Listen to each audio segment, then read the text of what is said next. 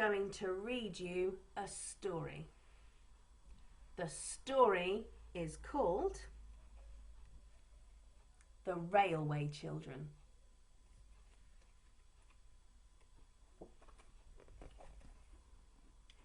Bobby, Peter and Phyllis had everything they wanted. Pretty clothes, heaps of toys and a loving mother and father. Then, on Peter's 8th birthday, the trouble began. After the birthday tea, the doorbell rang sharply. 3 men came in and took father away with them.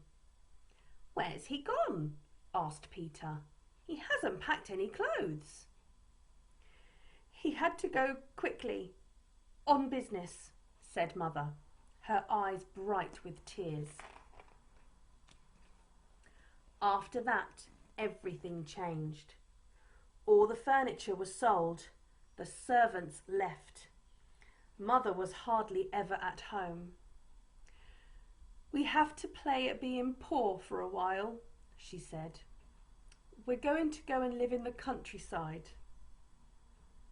They arrived at the new house late at night. "Let's explore tomorrow," said Peter.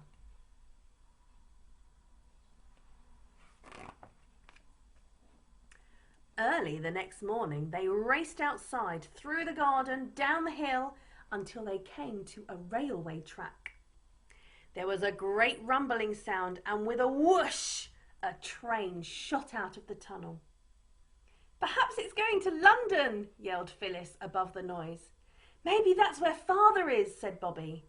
"If it's a magic train, it'll take our love to him. Let's wave."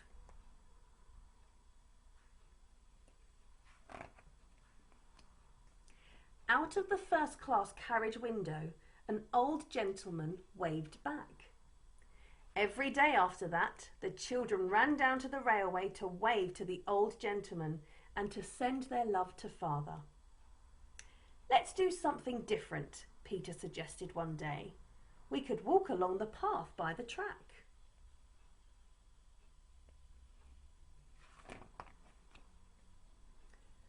But when they reached the path, they heard a strange rumbling noise. The trees on the bank started sliding downhill, then fell onto the railway track with a deafening roar. "Oh!" cried Peter. "The 11:29 train will be along any minute. There'll be a terrible accident. We must do something."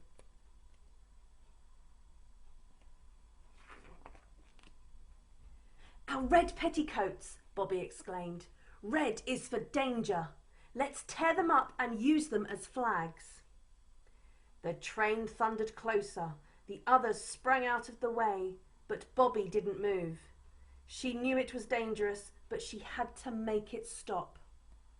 With a squeal of brakes, the train shuddered to a halt. "What's going on?"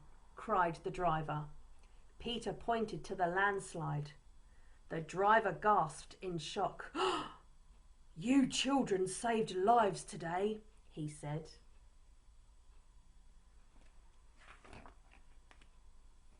The railway company held a celebration for the children to thank them, with a brass band, bunting and cake.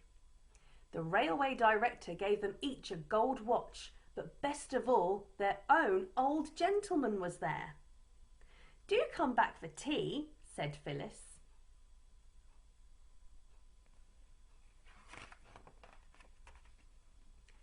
At home, Bobby took the old gentleman's coat. She glanced at his newspaper, then stopped and stared. There was a photograph of father. "Spy trial," it said. Then, "guilty," and 5 years in jail. "Oh, Daddy," she cried, "you didn't do it." Bobby ran to her room to hide her tears.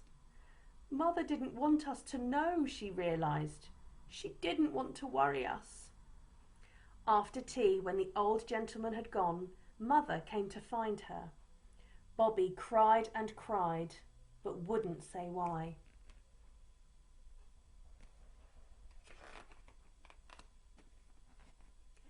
Bobby was desperate to help. She decided to write a letter to the old gentleman. Dear friend, see what it says in this paper. This is our father, but he isn't a spy. Could you find out who did it, and then they would let father out of prison? Just think if it was your daddy. How would you feel? Please help me. Love from Bobby. Time passed and nothing happened. Bobby missed father so badly, her mind was filled with wanting him. Then, one late summer's day, Bobby found herself walking to the station as if in a dream.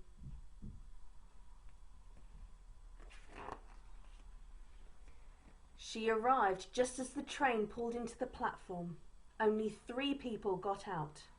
An old woman, the grocer's wife, and the third... Oh! My daddy! My daddy! Bobby's cry pierced the air.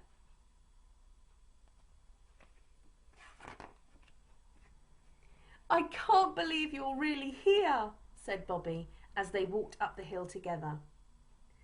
Didn't Mother get my letter? Father asked. They found the real spy. Your old friend helped to catch him. Now run ahead, he said, and tell everyone I'm back. He came up the garden path, his heart beating fast. Mother, Bobby, Peter and Phyllis stood in the doorway. You're home, they all cried. You're home at last. The end.